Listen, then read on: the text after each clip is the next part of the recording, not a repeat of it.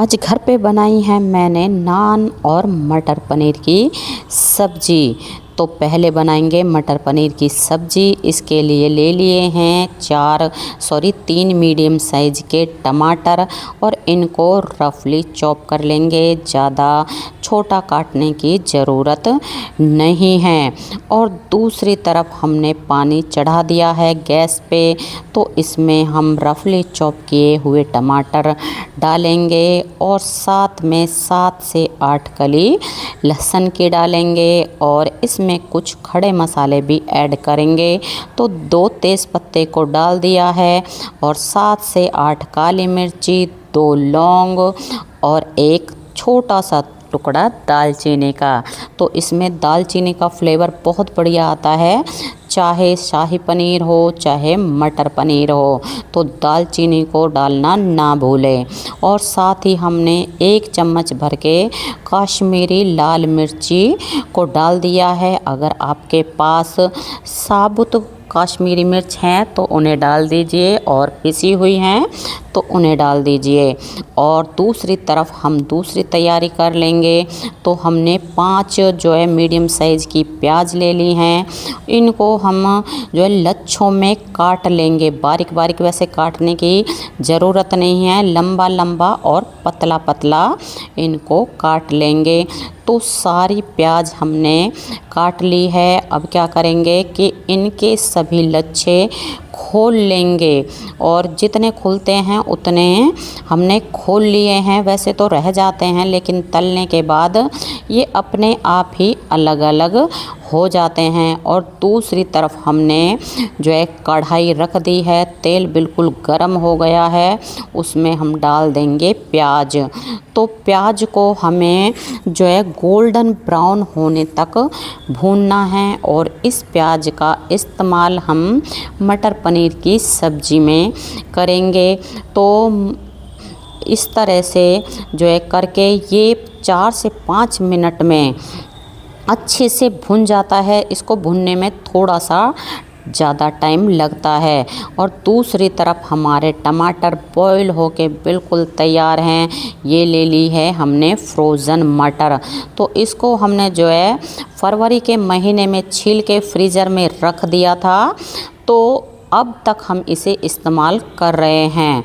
और ये यहाँ दूसरी तरफ कढ़ाई में हमारी प्याज जो है बिल्कुल गोल्डन ब्राउन हो गई है और इसका पूरा तेल निकाल लेंगे हम और एक दूसरी प्लेट में इसको रख देंगे।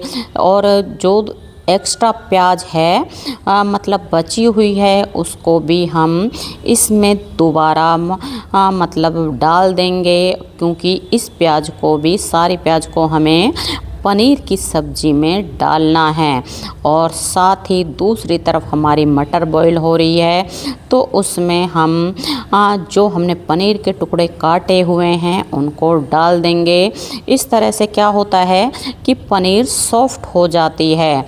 और यहाँ टमाटर हमारे जो हमने बॉईल किए हैं उनके छिलके निकाल लेंगे और हमने तेज़ पत्ते को अलग कर लिया है और इसकी हमें ग्रेवी बनानी है। साथ ही हम जो प्याज हमने फ्राई की है उसमें से आधी प्याज हम टमाटर के साथ ही पीस लेंगे और इसकी ग्रेवी बना के तैयार कर लेंगे।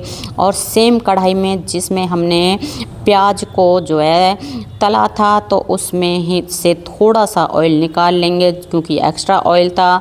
तो थोड़ा सा जीरा डाल दिया है, थोड़ी सी हींग, और ये हमने ग्रेवी बना के तैयार की है, तो इसको हम कढ़ाई में डाल देंगे। बिल्कुल कितनी बढ़िया ये ग्रेवी लग रही है, क्योंकि इसमें हमने कश्मीरी लाल मिर्ची डाली है तो उसका कलर आ रहा है। तो अब थोड़े से बेसिक मसाले डाल देंगे।